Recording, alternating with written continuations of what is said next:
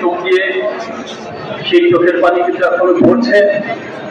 আমরা বিজয়ের আনন্দিত হয়েছি, আশা অনেক জাগ্রত হয়েছিল, হতাশাও দিন দিন বাড়তেছে। যারা চলে গেছেন, শাহাদাত বরণ করেছেন, তাদের জন্য জান্নাতুল ফেরদাউস কামনা করছি। যারা আহত অবস্থায় এখনো পবিত্রতা বরণ করে চিকিৎসাধীন রয়েছেন, তাদের সুস্থতা কামনা করছি।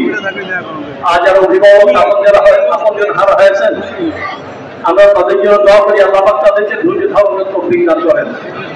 কি জন্য তারা রক্ত দিয়েছিল যারা চলে গেছে, তারা গদির জন্য, নির্বাচন পাওয়ার জন্য কিন্তু এই রক্ত হারান নাই।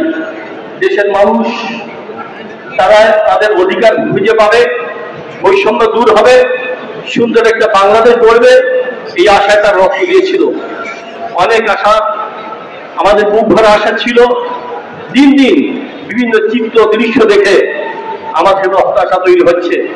আমার ভাইয়েরা, আমরা বিশেষ করে ইসলামী আন্দোলন বাংলাদেশের মহতারাম আমির বারবার একটা কথাই বলেন, আসুন সবাই মিলে দেশটাকে গড়ি, সুন্দরভাবে গড়ি। যে দেশটায় চাঁদাবাজি থাকবে না, খুন খারাপি থাকবে না, মাদক থাকবে না, দুর্নীতি থাকবে না, দেশের কোটি কোটি টাকা বিদেশে পাচার হবে না, এমন একটা বাংলাদেশ আমরা বলতে চাই। আলহামদুলিল্লাহ, অধিকাংশ রাজনৈতিক দল, দেশের অধিকাংশ মানুষ সাড়া দিয়েছেন, কিন্তু কিছু কিছু দল, কিছু কিছু মানুষ তারা অন্য বিষয়ে ব্যস্ত রয়েছেন। অতি তাড়াতাড়ি চাঁদাবাজিকে কিভাবে বৈধতা দিবে, অতি তাড়াতাড়ি দুর্নীতিকে বৈধতা দিবে, এর জন্য তারা ব্যস্ত হয়ে পড়েছে। আমরা ব্যস্ত দেশকে গড়বার জন্য আমরা প্রস্তুত থাকবো। আমাদের মহতারাম অনেকগুলো ঘোষণা দিয়েছেন, তার মধ্যে একটা হলেই আমরা জানেন পট পরিবর্তনের পরে দেশের মানুষের মধ্যে এক আশা জাগ্রত হয়েছিল, দেখি আমরা বিকল্প কিছু পাই কিনা।